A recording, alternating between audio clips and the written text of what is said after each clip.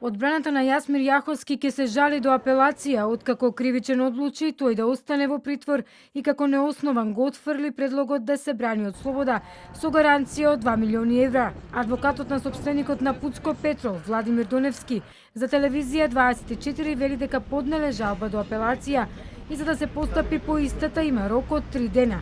Доневски посочи дека се надеваат оти жалбата ќе биде прифатена. Според процедурата, жалбата се поднесува до кривичен суд, која потоа се праќа повторно на мислење во обвинителството за гонење на организиран криминал и корупција, а по комплетирањето на предметот, тој се праќа во апелациониот суд. Сепак, гаранцијата која се состоеше во 2 дела, недвижност во Скопје во вредност од околу 1 милион евра и парична сума од 1,15 милиони евра, депонирани на сметка, беше прифатлива за обвинителството за организиран криминал и корупција, но не и за судот, кој предлогот го отфрли како неоснован. Но оваа одлука на обвинителството реагира од коалицијата Вреди. Оттаму велат дека на Ахмети и на Абази, кој раководи со обвинителството, важни им се само Пуцко Петрол и неговата фамилија, но не и поранешните министри од нивните редови, опфатени со истрагата за случајот во Кочани.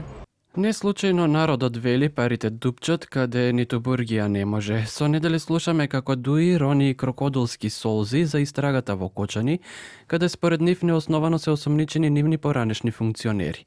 Сепак, вистината е многу сурова. Ахмети, наместо да се грижи за неговите поранешни министри за економија, Бехтеши, Незири, Сарачини, Кучи, нему единствен фокус му е Пуцко и неговата фамилија.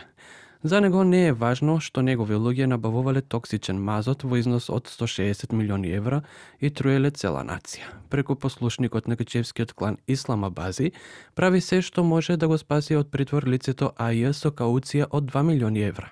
Во истрагата за мазут од ТЕЦ Неготино, што ја отвори обвинителството, опфатени се вкупно 13 луѓе, меѓу кои поранешниот директор на ЕСМ Васко Ковачевски, кој е во бегство.